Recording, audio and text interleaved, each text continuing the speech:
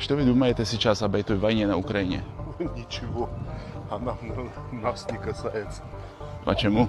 Это важная тема. Нет. Нет, важное? Нет. Там погибают люди. И что вы думаете о Путине сейчас? Я его не знаю.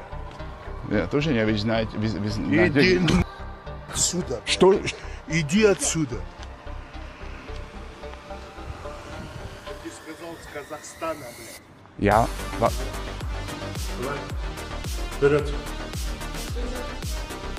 Точно všechno. Снимаешь, да?